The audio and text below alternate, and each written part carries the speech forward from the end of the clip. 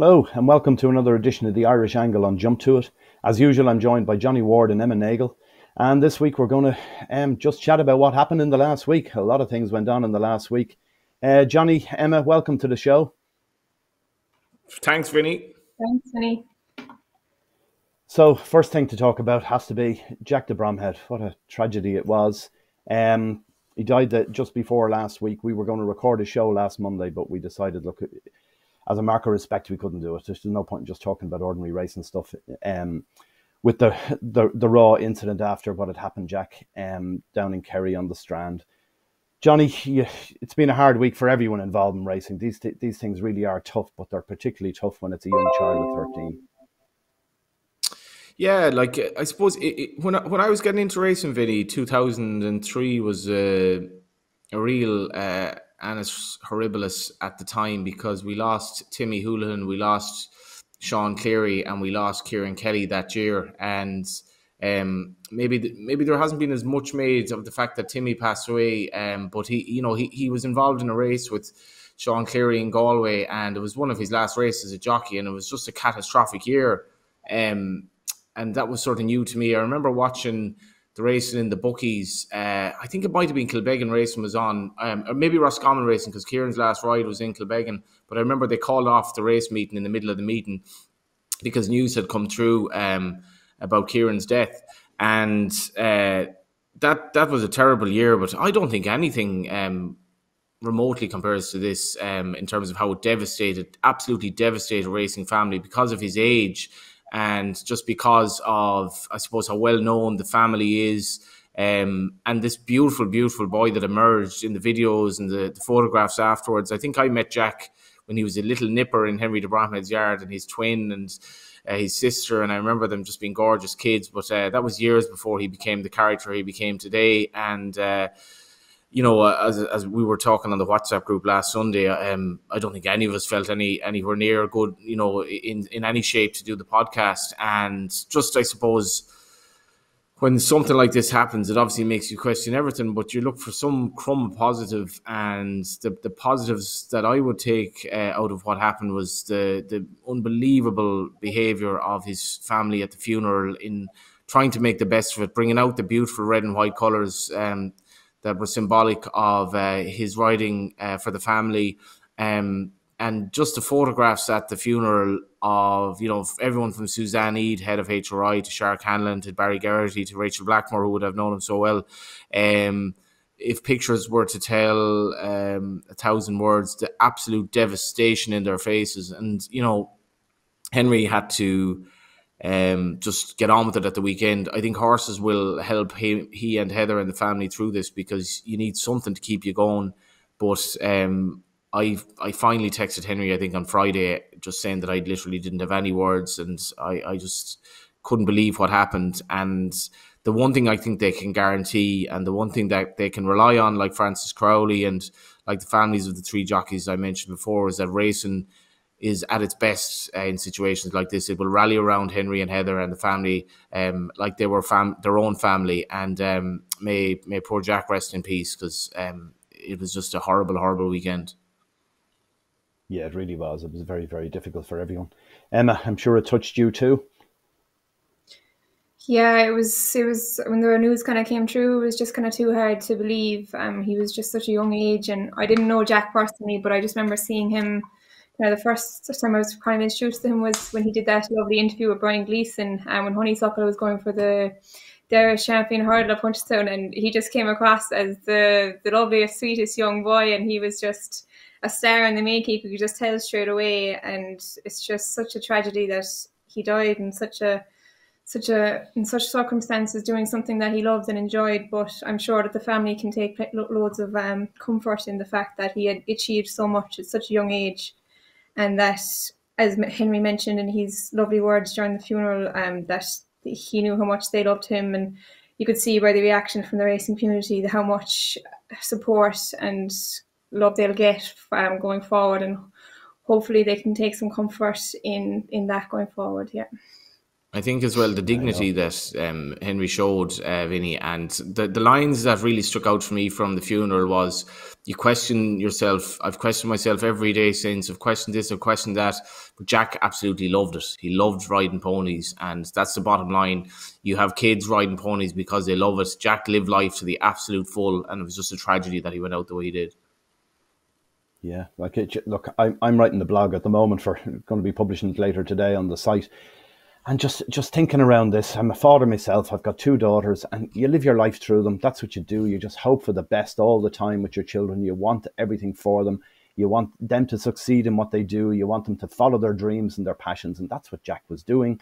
Unfortunately, it ended tragically. But you look on the flip side of it, you look at the likes of Dylan Brown McMonigal, who started the very same way. Another kid who wanted to follow his dream, doing the very same thing in pony racing.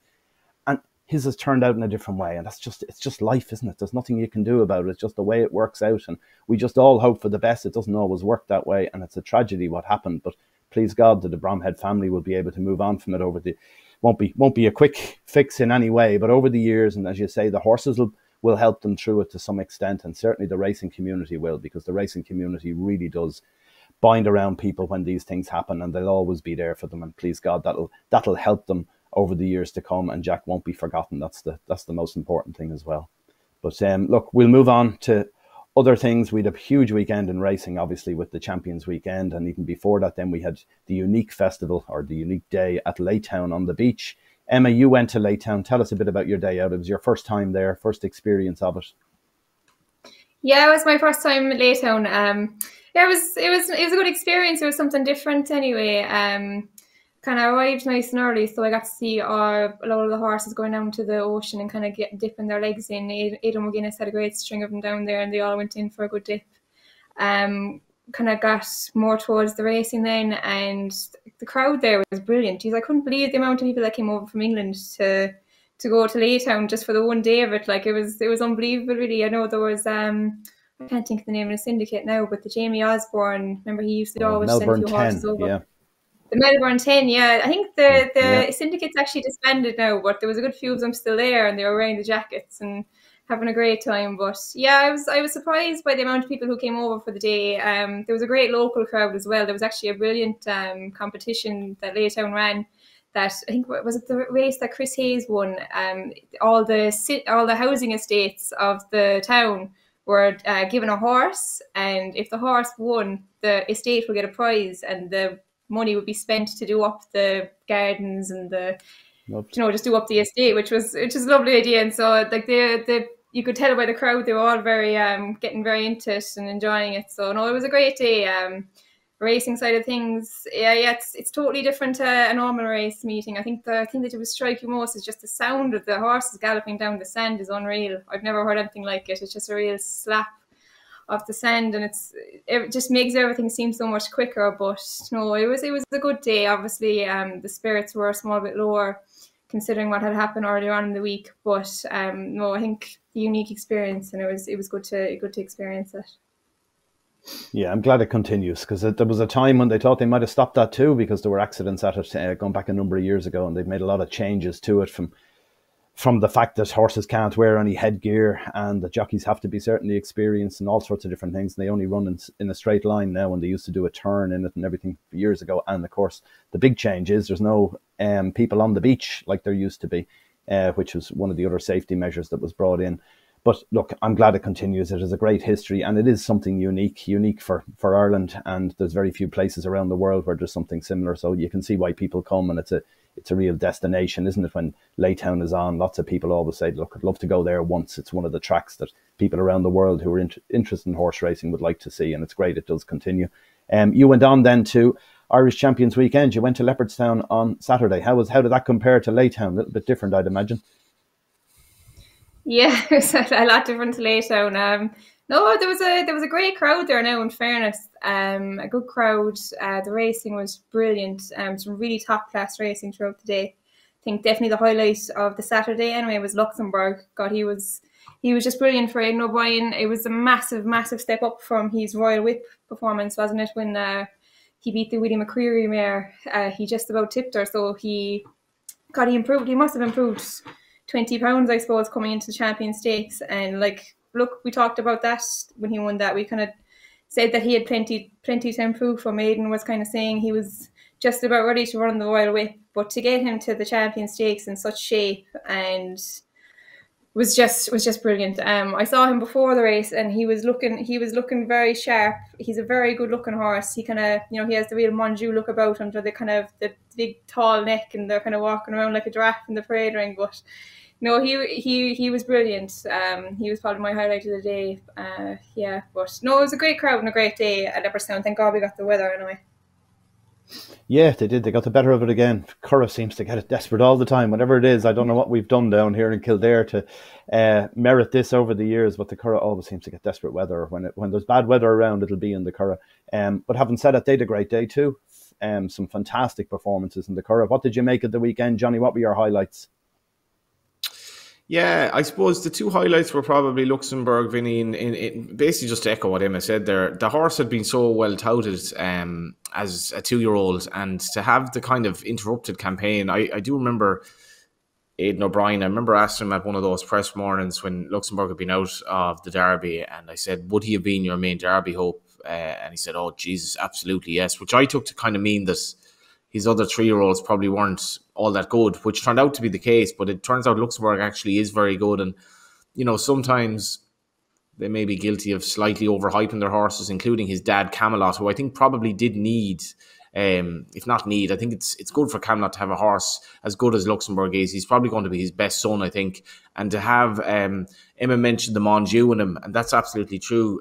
But he's a great will to win this horse. He always felt he was going to get up when he sort of got to the front. And, it was a race that, as you mentioned pre-show, Vinny, the pacemaking rag, as much as he's not a rag of a horse, ends up a neck behind Mishriff, which is a bit strange. So it was a kind of a strange race. It was hard enough to come from behind. Luxembourg was in the perfect position throughout. And you're looking at Vedini, who I thought he was a terribly short price on what he'd achieved. There was nothing between him and Mishriff really in the Coral Eclipse form. He did drift throughout the day, but he also has to come to Ireland. And Christophe Soumignon, for me, he doesn't always ride Irish tracks all that well. And Vedini, he couldn't really get into it. I don't think he had any real excuses, but it was a race that was run with a view to Luxembourg winning it, basically. This is what happens on home turf a lot of the time. And Sahira would have been the other highlight for me. Dermot Wells, who the winner in Laytown, as Emma mentioned, and then to go on and keep on his great form. I mean, I thought Homeless Songs was very, very disappointing in the matron. I thought she was the disappointment of the weekend, if not Tower of London. But Dermot Wells' horses have really been hitting form the last week or two, so I was expecting more. But he said Tahira he expects to really make into a 3-year-old. If you watch the Moigler back, Meditate was under pressure, but Meditate kind of tends to get under pressure and find plenty. Meditate suddenly shot clear from all her rivals, and the ground that Dermot Wells filly had to make up just to get to her, and then to go on and win by 2 1/4 lengths. It's an extremely good performance, I thought. Yeah, she's a half sister to Tarnarwa as well, isn't she? So it was a very good horse that she had they had as well in Wells. And like as I say, Homeless Songs for me again. I was so excited about Homeless Songs running. We've waited all year for this. After the Irish Guineas performance, which was scintillating, I was hoping we'd see a wonder mare come out, and we didn't. And I'm really disappointed with that, because every time anyone's asked, well, what's happening? Oh, the ground's not right. The ground's just wait for the ground. As soon as we get the soft ground or the bit of cut in the ground, we're away. And I was really disappointed she didn't produce. But look, that's horse racing, isn't it? You can never get everything you want. But Wells still had a great weekend with Duke de Sessa as well and Tahira. Emma, any other ones that really struck out to you? Yeah, just on Homeless Songs, it was actually interesting. We interviewed Chris Hayes in Laytown, and he was keen to kind of stress that whatever she did at Leopardstown, that she'll come on for it. And look, I don't think they were actually too disappointed in the end. I saw Chris was interviewed after I think it was after he went on to Nara, and he said that she took a bit of a blow coming into the straight, and she just kind of flattened out a bit rather than quickening like she normally would. I was actually watching her in the pre-parade as well, and I thought she looked a small bit fresh. She was kind of showing her head around a bit, and she had the red hood on her. I'm not sure she might wear that all the time, but she just looked a small bit fresh to me, and she was kind of in his hands the whole way. And I'd say she just kind of flattened out a bit after not being on the track for a while. She was probably just a bit too G'd up coming into it. But no, look, she was obviously very disappointing, but I wouldn't be putting a line through her just yet. Yeah, obviously, as Johnny was saying, Tanara was just brilliant. I just thought Chris Hayes' ride, wasn't he just so confident? I mean, to leave Brian Moore kicked. He was 2 or 3 lengths clear at one stage. I think at the furlong pole on Meditate, and like Meditate's a filly like that. She takes a bit of pushing. She's not ever going to be traveling too well, and to have the confidence to know that he'll just fly past her in the matter of a couple of strides. I think it was the 100-yard mark. He was kind of going past her, and it was just massive confidence in his filly, which was very encouraging to see, because she was only a maiden winner coming into it, and she was meeting a multiple group winning filly. So obviously she's massively exciting for next year. Hopefully they'll send her. Dermot Well was saying afterwards she'll go for Aggies. He didn't say which one. Obviously it's too early to say yet, but we're kind of hoping she'd go for the English one to kind of prove how good she really is. It's probably the best trial for her. And Emma's just talking there, Vinny, about Chris Hayes. I mean, if you watch the race back, Chris Hayes it literally looked like from 2.5 furlongs down, he'd all a covers move. So everything looked like it was going completely to plan. But then Meditate, just if you watch it, Meditate suddenly sort of just burst away from everything. And he had made no ground really at this stage. In fact, as Emma's kind of implying there, he'd actually seemed to have lost ground in Meditate. And she ended up laughing at him. And Meditate was unbeaten, like definitely the outstanding Irish 2-year-old filly of the generation going into it. And the way that it was her second start, she was sent off bizarrely big price when you look at it, both starts now, considering how good she obviously is, but maybe they think she's going to make into a 3-year-old just on Homeless Songs. What Emma says there, I think it's the one thing about going racing that is so underappreciated. You get to see, if you have someone will have an even grand in Homeless Songs or whatever it is, even a lot more. And if you go into the parade ring and you see things, she's by Frankel, and time again, Frankel horses are not straightforward before the race. That's one of his quirks as a stallion, which Galileo didn't have. Galileo horses generally just ran their races, and that was it. Frankel horses, a lot of them do, as Aidan O'Brien said, they are a little bit tricky at times, or a little bit about their mind. And she hadn't run in a while, and maybe the occasion got to her. So I think it's such a valuable thing to go racing, because if you want to have a good bet, everything before the race, things can change right until they jump. Yeah, well, another couple of good bets that there look to be on Sunday, where Highfield Princess of John Quinn's, like that's some sprinter, no doubt about it, after winning 3 Group 1s in a row. And then you had Kiplias as well, another cast iron solid favourite that won well, and 3 Group 1s in a row, and is only a 4-year-old. He's got the world at his feet, hasn't he? Kiplias, for the next few years in these staying handicaps and staying races and Gold Cups. He could win any amount of races over the next number of years, and possibly even looking at an arc, are we? Yeah, the arc could be fascinating. Like I was saying I think I said before the Gold Cup, he could be the next Yates, because just the way he races, he conserves energy, and he is the Dermot Wells stayer with speed, and he's never really winning by that far, but he's not like absolutely bursting his ass in races to win, so he's not like bottoming himself out. And if he's properly campaigned, like who is it? Westender went it. Who's the horse that stair that finished second in the arc? Westover, rather. No, yeah, I know the one you mean. Yeah, Westerner. I'm showing my age here. Westerner, yeah. So Westerner finished second in the arc. It was a very good winner. I can't remember, but it was the big thing. Put a stayer in the arc. Who knows? I mean, what price would he be if he ran the arc, Vinny? Well, it depends on what way this arc is shaping up. It could be the race of the century if they all turn up, but we'll wait and see what ends up coming up in another couple of weeks. The other one, I just thought John Quinn, I thought that was fantastic for him. Like, he's a small enough time trainer. He's been at it a long time, and to come up with a horse like Highfield Princess, like, how good is that to have one like that in your yard? Like, she's just brilliant and just keeps improving every time. Like, Vinny, what if you were the person in Doncaster in August 2020, right? In August 2020, she gets beaten off 57. You're like, I backed her on handicap debut off 57. It's unbelievable, isn't it? They make liars out of you all the time. That's the whole thing, and it's the same with your Homeless Songs and everything else. A couple of other things, Johnny. You were going to talk about the totepool, the Tote World Pool, which was held at Leopardstown on the first day of Irish Champions Weekend. This is a game changer for the industry potentially going forward. And big figures. You were saying there was, what was it, nearly 13 million bet across the Tote Pool on Saturday. Yeah, so 2021, the figure was 22.2 million. The gross turnover for the World Tote Pool, 29.5 million. tote betting is not for me at all. I mean, you're having a bet without knowing the price, but it is for a lot of people. That is the way they bet. And if we could harness the potential, as you mentioned, Vinny, I don't know what the takeout is.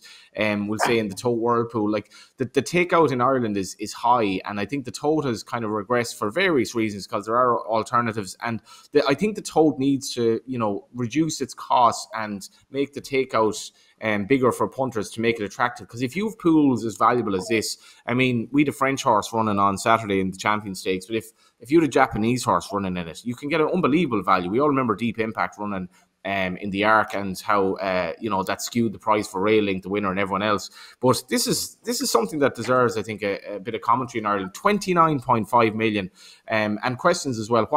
How does Irish racing benefit from this? How can it benefit going forward? And can we get more races that are eligible for the race for the tote pool like this? Yeah, I was a little bit surprised that Sunday wasn't included as well. Like we had the Irish Champions Day at Leopardstown last year, Irish Champions Stakes Day, was part of it last season. You'd have thought this year, after the success of that 22 million bet on the day, that this year they'd include the Sunday. Sunday is a big day's racing in Hong Kong, traditionally anyway. So surely it made sense to include it. With 4 Group 1 races at the Curragh. I'd be asking the racing authorities in Ireland, look, get your finger out here and start talking to Hong Kong or whoever you need to talk to here and try and make it a 2-day world pool for next year. It was the same when Royal Ascot started off with it. They did a couple of races initially. They couldn't do all the races. They couldn't do races with more than 30 or 20 something runners, whatever it was initially with it. Then they extended it out to all the days and all the races. This is something that needs to happen with certainly Irish Champions Weekend, but you'd like to see the Dublin Racing Festival. There's lots of other great racing in Ireland that if it was part of that, it exposes Irish racing to a world audience first off, but also there has to be a lot of money coming back into Irish racing through this. There must be a percentage that Tote Ireland gets out of this or the race course gets out of it. I don't know the actual figures, but there has to be a lot of money at stake here. And it's something that we should really be looking at as a sport and an industry. How do we fund going forward? We can't always depend on the government handouts that have been there for a number of years. And there's always talk about which next government comes in and will they still support Irish racing? Well, look, the World Tote Pool could easily do it through this. And it's something we definitely need to look at.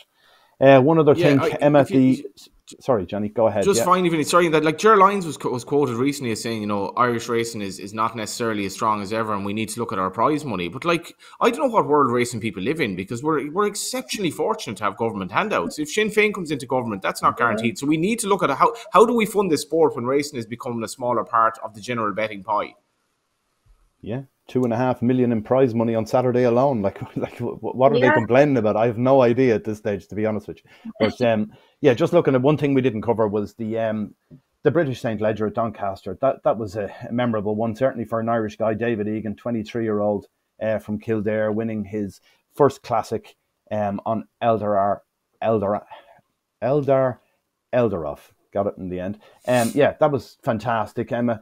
And then the other thing in there was, I just thought it was interesting that Frankie Dettori had finished second but got demoted to fourth for interference. What do you think, Emma? If he'd have won, would he have been demoted?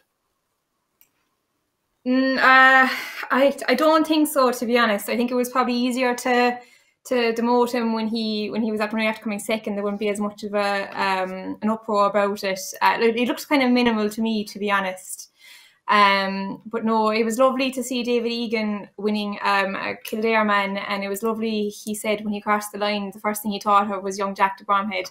So obviously it just shows how much Jack is still in the thoughts of everyone, and he will be for a long, long time. But no, it was brilliant for David Egan, especially after losing the job he had a few weeks ago. But he's 23 years of age, I think, and he's after riding a classic winner. So he's someone with the world at his feet at the moment. I thought the Godolphin horse, he ran well. I thought I expected him to win that now, to be honest. I didn't think that Paddy Toomey's colt got a great ride. He was gone wide the whole way and kind of fell back, and then he kind of ran into a lot of trouble. I thought he probably could have finished a bit closer with a different ride.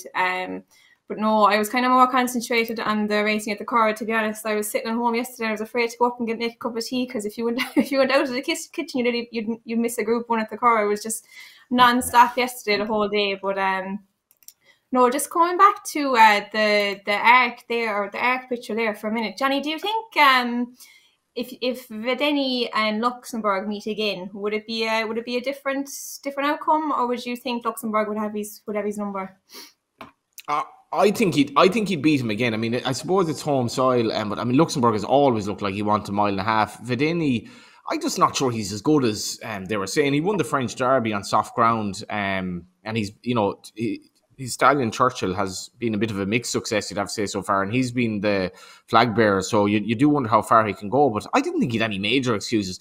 Your question, will he improve over the mile and a half? Christophe Soumillon riding that Longchamp would be a different story as well. But I don't really see it, Emma, to be honest. I mean, Luxembourg would probably have a lot to do to beat Baid, but I mean, what a race it would be if they all showed up.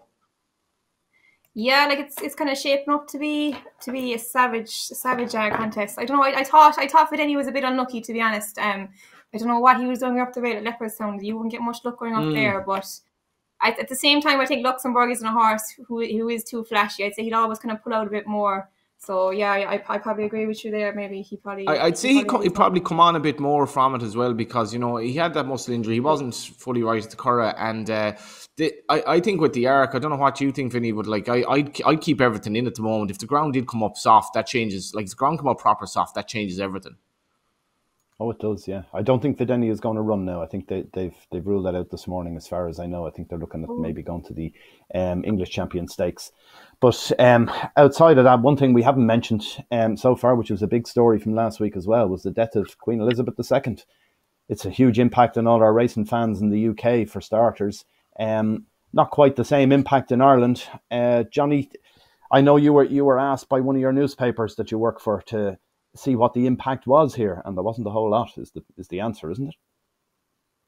No, I mean, first of all, I mean, she was a very elderly lady, and she lived a much longer life than most will. So the reaction from racing and football, I thought, was absolutely bizarre. I mean, football, there's a serious fixture crisis in football. Players are being asked to play far too much football with a view to this stupid World Cup that's taking place. And in the middle of this, because a woman in her mid-90s dies, they call off a weekend of fixtures. This is basket case stuff. And it looked like racing, in fairness to racing, the Queen is intrinsically linked to racing, absolutely loved racing, and I think racing loved her. So maybe I have a bit more of an allowance there, and they managed to run the ledger on Sunday. But no, I think Irish racing, we have a couple of racetracks in Ireland that are obviously within the UK jurisdiction, and that might have been different. But I was asked what was Leopardstown doing for to honour the death of Her Majesty, and the belated reaction from both Leopardstown and the Curragh was, we're honouring Jack de Bromhead, and that was what the story actually turned into. But I mean, the reaction, the discrepancy between Ireland and Britain, to me, never feels as great as at moments like this, when this antiquated kind of monarchy is such a big thing for them over there, and a lady who's so old passed away, and they don't seem to know what to do about it. Yeah, I was shocked that there was no protocols in place for what happens when their monarch dies in the UK. Like, considering, as you say, she was so closely linked to horse racing, and her family is in so many ways, including Royal Ascot for starters, and the names of all the races and everything about the carriages and all the rest of that. You would think there'd be protocols in place. As you say, she's a woman in 96. She knew she wasn't going to last too much longer, so you'd think they would have known when the Queen dies, all of a sudden X, Y, and a Z will happen, and that's the protocol for the morning or whatever, and the time of respect. Up to mid-morning on Friday, we still didn't know whether racing was going to take place on Saturday in Doncaster. There seemed to be no plan in place at all, which was really surprising to me. But look, they made the decisions, and the ledger went ahead on Sunday in an extended card at Doncaster, and I'm sure David Egan is very happy it did, and others too. And they're going to have no racing next Monday for her funeral, which is fair enough. I think we would all understand that. It just seems bizarre that there wasn't a plan in place, that we would have known straight away when the lady died that this is what happens. And I'm really surprised with that. And you'd like to think that in future times that they'll have something in place for these sort of incidences and occasions when they come along.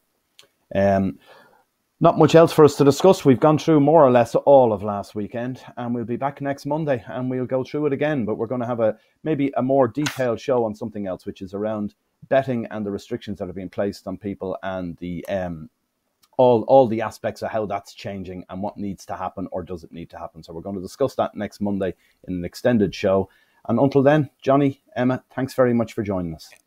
And I guess just really on that, we would respect or welcome any people to give opinions on this, because it's a very, very polarizing topic. I don't even know myself, am I 100% either way on it? Yeah, well, this is it. Like, they're looking at putting financial restrictions on people and checking their affordability. Can they place bets, and advertising restrictions? There's lots of things coming in here over the next couple of years, and it is something that if anyone has an opinion, drop a little note on the end of this, or we'll put a post on Twitter as well during the week to get your opinion, see what you think. But it's a topic worth debating. We have to look at this. Gambling is a very important part of the industry, both for good and for bad, and we do need to discuss it. All right, thanks for now. See you all again next week.